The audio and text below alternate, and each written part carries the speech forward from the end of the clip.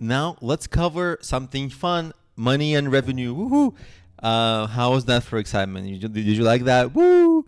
Anyway, um, so let's talk about money, revenue ideas from worst to best, and in terms of maybe from least effective to most effective. And usually, most people see as the most apparent way to make money is publishing ads on whatever they're doing.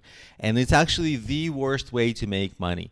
Now, in some businesses, it's the only way to make money. For example, news or some kind of like, mass market things where you can't really upsell that much stuff.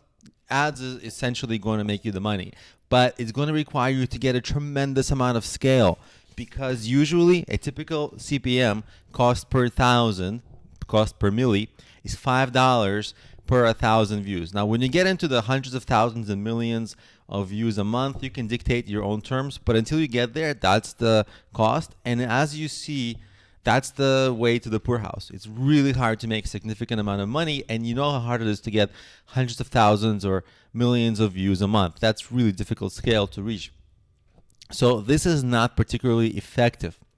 Second best is reselling products or services made by someone else. For example, like I resell hostings.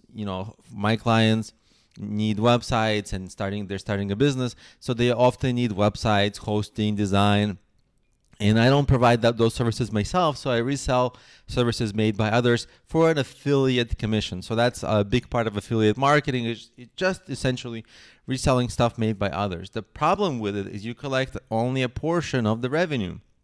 So what's the reverse of this?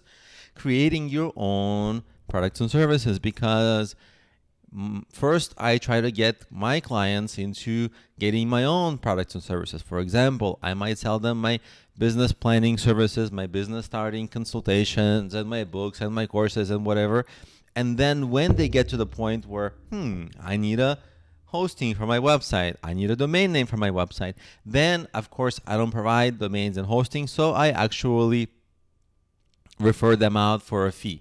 So that way, I sell them my own products and keep 100% of the revenue. And when I want to, if there's a service or product they need that I don't provide, I refer them out and still collect a fee for that. So selling your own stuff is best. You have most control, and your business actually grows, and you keep people within your ecosystem so they can buy more. Now, making one sale here and there is okay, but the best thing to do is to make multiple sales to the same customers. This is why selling subscriptions where people pay for something on a regular basis, or selling consumable products, or selling a catalog of products. For example, if you think about my business, I can take a person from a business idea to a full-fledged business. What does that entail? I can tell them business strategy coaching. I can create a business plan for them. I can help them create a website. I can help them find a good domain name. I can help them build the website. I can help them promote the website, and I can help them promote with search, social media, all that. Half of these services I provide for them. I can do myself. Half of the services I have partners, affiliate partners, or just people that I refer to for free.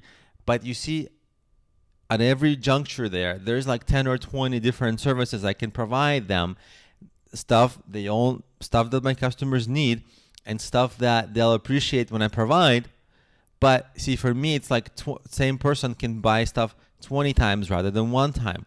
Okay, so it's thousands of percent more revenue you can get from the same happy customer, provided that the customer is a happy customer. So you always want to position how you structure your product and your business for long-term engagement. Long-term engagement will create happy customers who buy over and over and over and over. And it's often easier to resell to the same existing happy customer than it is to find a new customer. So focusing on extending the lifetime value of your customers is actually sometimes more lucrative than finding ways to get new customers. Okay, so that's how you that's the structure of how you should think through your monetization strategy. You see, we kind of went from worst, least effective to most effective. Imagine if one person comes on your website, sees an ad. If 1,000 views generates $5, you can expect a penny on average from that person. But imagine if you can sell them something for, some immediate payment, but also payments on an ongoing basis. I mean, you can sell them for thousands of dollars, make thousands of dollars in revenue, and you see the difference, a penny versus thousands of dollars from the very same person, depending on how you structure your monetization strategy.